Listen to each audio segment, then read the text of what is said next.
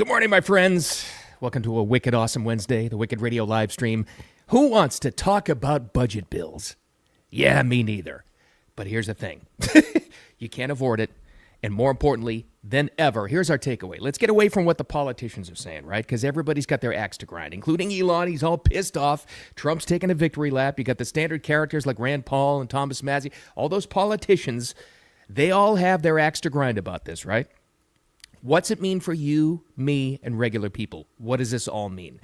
The biggest takeaway I have is we're all much better aware than we ever were before, maybe even compared to a week ago, of what this debt is all about, right? It's not the most exciting thing in the world, but they're truly, really maybe no more important thing. But it's not going to be all about budget deals and big, beautiful bills and all this other crap. We got to get through that and our own takeaway on that, but also, how do we feel about these gender reveals? Boy, there's a dichotomy, right? Budget bills, gender reveals. How do we feel about those? I've completely changed my tune on this after this latest viral video of an airline that did one. They think it was the only gender reveal in American history, no, world history, that happened at 30,000 feet. Showy gender reveals, I'm now in favor of. I'll tell you why. Anyway, we'll get to all that too, but we're going to talk about this thing as well. Good morning to you, and if it's not morning, you may be listening to this in the audio live stream podcast later on at your leisure, wherever you get those. That'll be posted here pretty soon, too. And also the replay. Don't forget about that. And a lot more eyeballs on the Wicked Radio live stream these days on X, so make sure you follow. Appreciate you forever for doing that, and put your notifications on, too. All right, let's get to it. The big, beautiful budget bill, one big, whatever the hell Trump was talking about. So, looks though it's going to pass with what they want, with a hope, with a Hail Mary pass that fiscal conservatives get their rescissions done in the after effect of it. I'll start with the latest news first because this happened late last night. Well, maybe like 9 hours ago as we're live here. So the White House has sent over, I believe it's like $9 billion in cuts for this thing to happen. That would come from USAID, good. It would come from NPR, good, all of that. But here's the danger in this whole thing. It adds $5 trillion, and everybody's pretty much agreed on that, $5 trillion to the national debt. And just to get into the debt for a second, let's just get this out of the way, and it's not going to be all numbers and economics and all stuff today. But we would be close to $30 trillion in debt by the year 2035 if nothing happens, right? If nobody ever fixes this whole thing. Unsustainable. And let's just get it out of the way first. So what does that mean to you, me, and everybody else? Well, actually, by then, what does it mean to our kids and grandkids? That's what we're talking about. The long-term survivability of the country. Well, it means massive inflation. It means, I guess, the economists will tell you less geopolitical power and all that other stuff. Interest rates going high.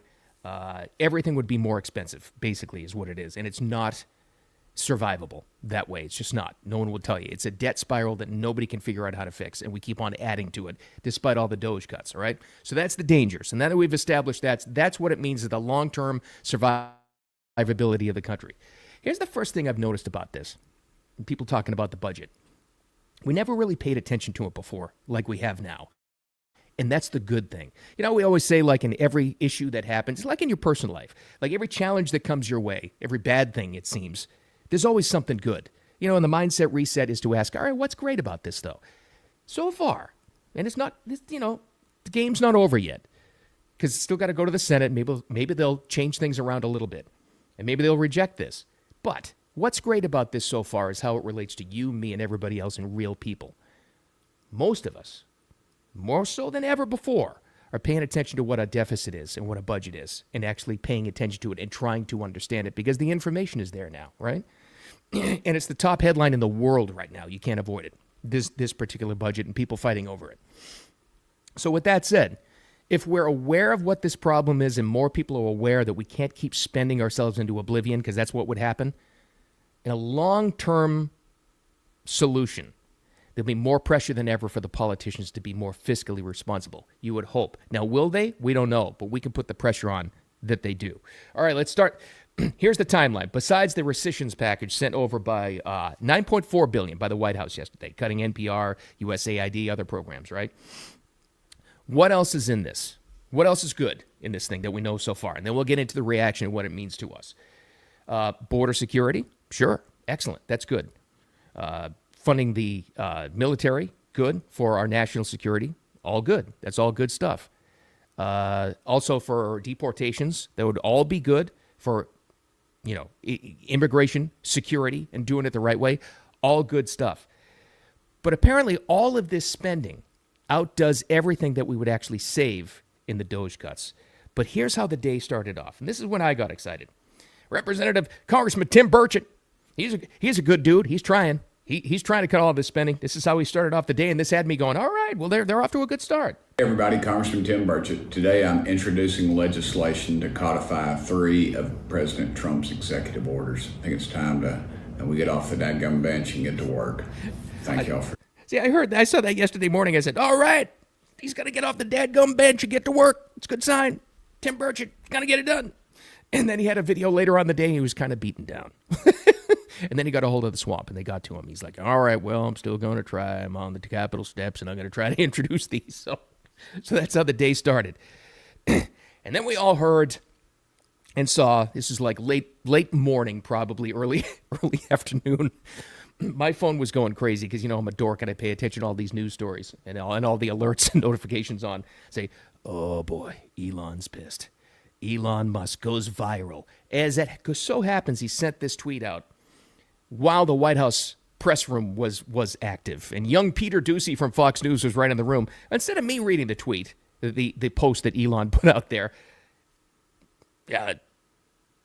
Peter Doocy got it too, and he read it right to Caroline Leavitt, probably most likely because she was preparing for the press conference the first time she heard it. So he read it to her live, which is actually kind of cool. Here's her reaction, and here's Peter Doocy reading the Elon post. And I think it's pretty fair to say Elon Musk is pretty pissed. And something that just crossed, Caroline, how mad do you think President Trump is going to be when he finds out that Elon Musk said, I'm sorry, but I just can't stand it anymore. This massive, outrageous, pork-filled congressional spending bill is a disgusting abomination. Shame on those who voted for it. You know you did wrong. You know it. Look, the president... on this bill, it doesn't change the president's opinion. This is one big, beautiful bill, and he's sticking to it. Good for her for live. She's really good at her job, too, by the way. So she was hit with this as it's basic, almost live coming at her.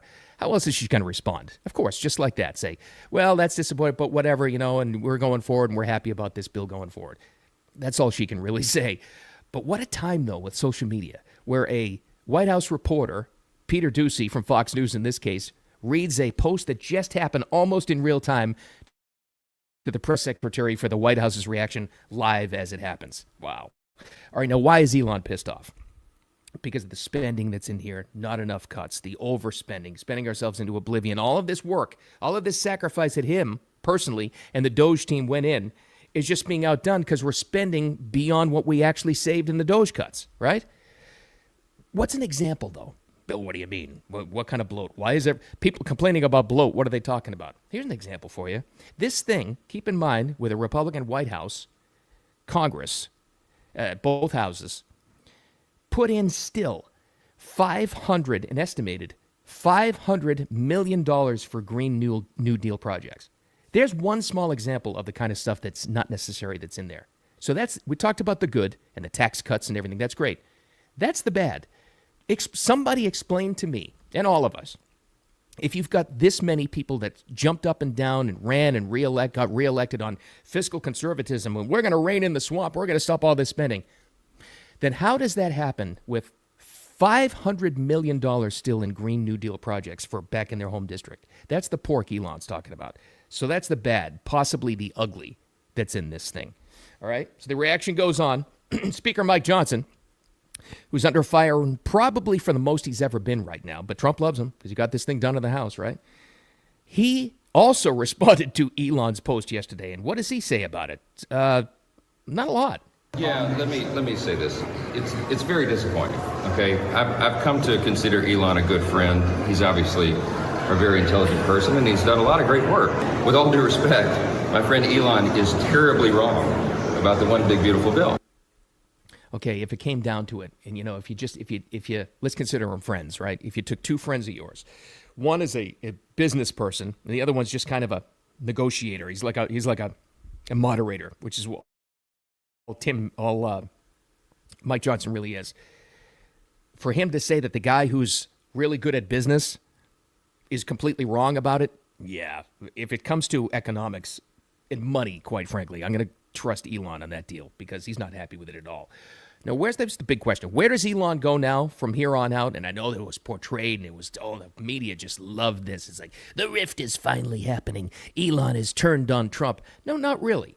And there's the other takeaway on this, and this is why this is good. Because you need this kind of back and forth and this kind of pushback. And it's healthy and it's good. And it doesn't mean that you have to, blow the entire thing up in that relationship. Because of this, you've even got this rescission stuff that the White House is sending over to Congress to cut more back from this whole thing. So because of this entire thing, you've got more people than ever who are aware of the danger of spending ourselves into oblivion.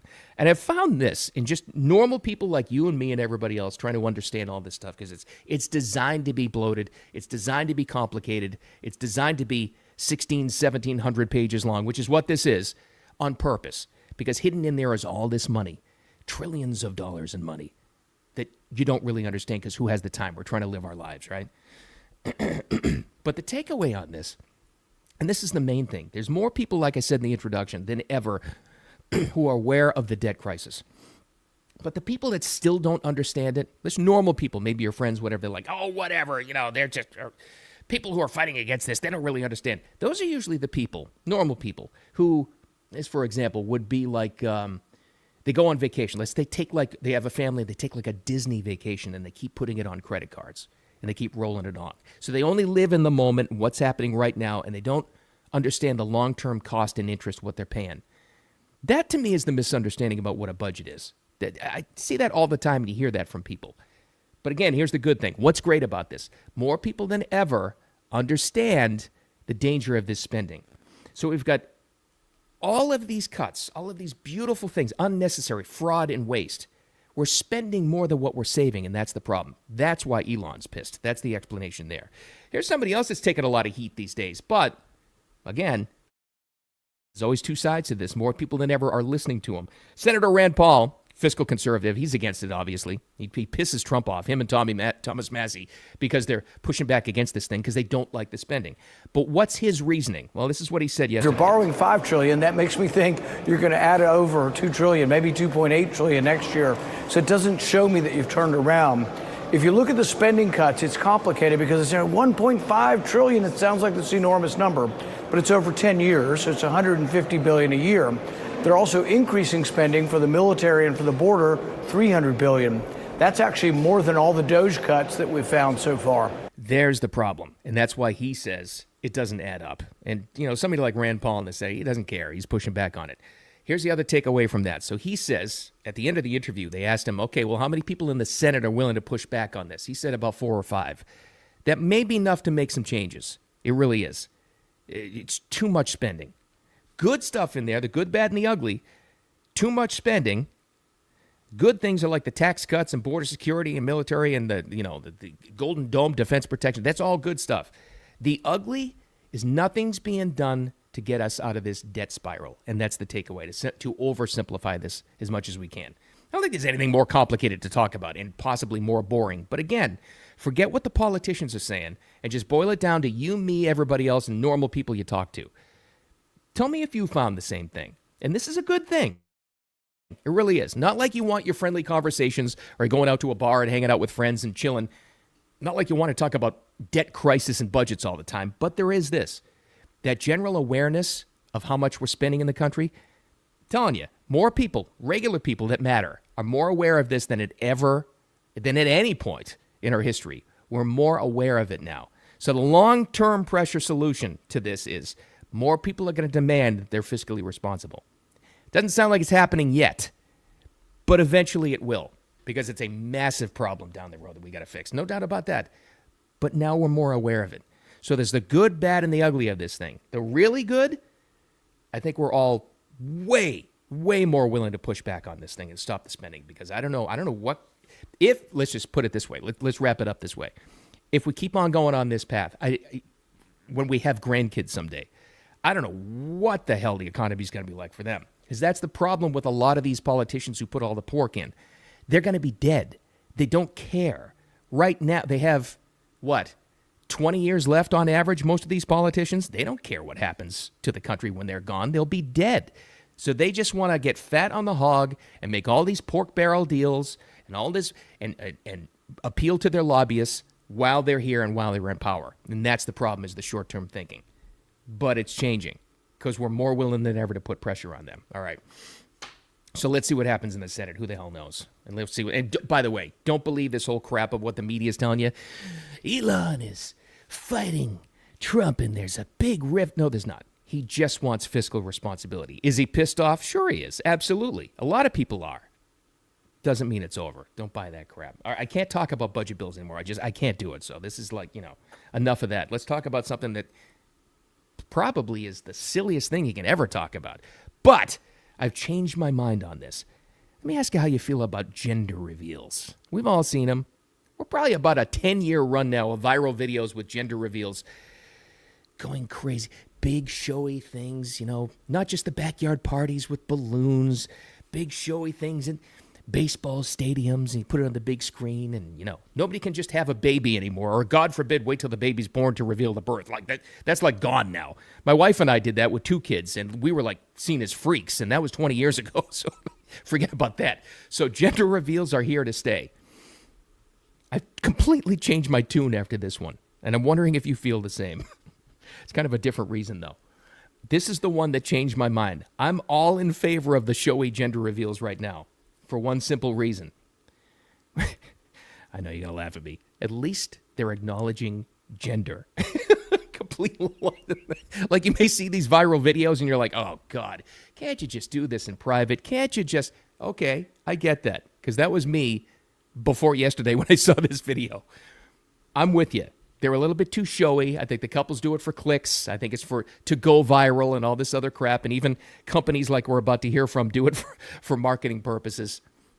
But if you're somebody that is really fed up with the gender ideology lunacy that they're pushing, especially on kids, look at it this way.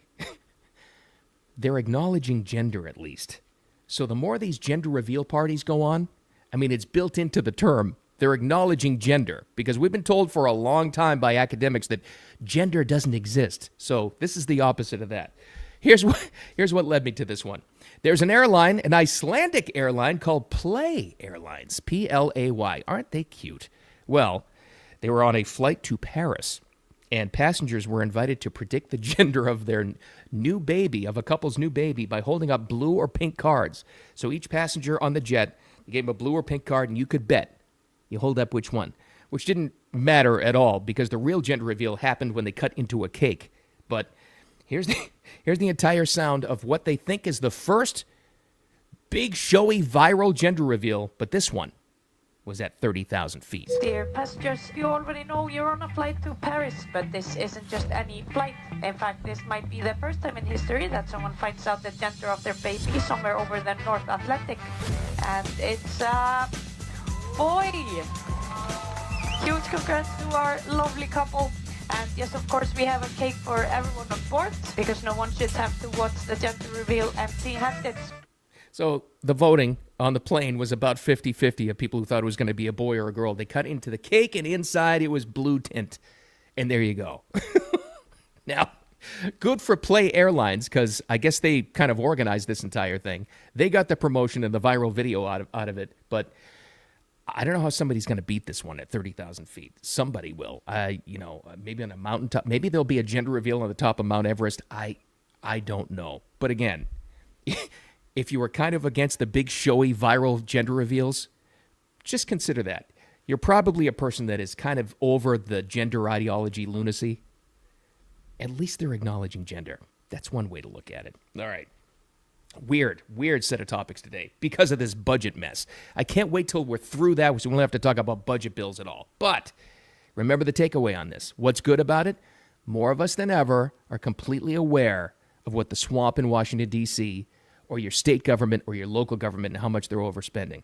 So you may not have gotten what you want in this budget bill right now, or will, or maybe you are happy with it, but we're aware of it right now. And when the general public gets aware of something, long-term solution is not accepting that kind of spending in the future. You would hope. So let's make that be the takeaway. And the showy gender reveals, If you're going to do one, God love you, but it's going to be tough to beat the 30,000 feet one. I don't know. Thanks for part of the Wicked Radio live stream, part of Wicked Wisdom with Bill Adams, all the social media channels. The replay will be right here on X. Do me a favor, follow and put your notifications on. You got a friend in me forever if you do that. And also, don't forget about the audio podcast as well. It's going to be posted just as soon as we get off the live stream here. It usually takes about a half hour after that. Whew. Hopefully tomorrow there'll be less budget stuff to talk about. I hope. Who the heck knows what's going to happen, but we'll talk about it. Have a wicked awesome Wednesday. Don't take any crap from anybody. We'll talk to you tomorrow.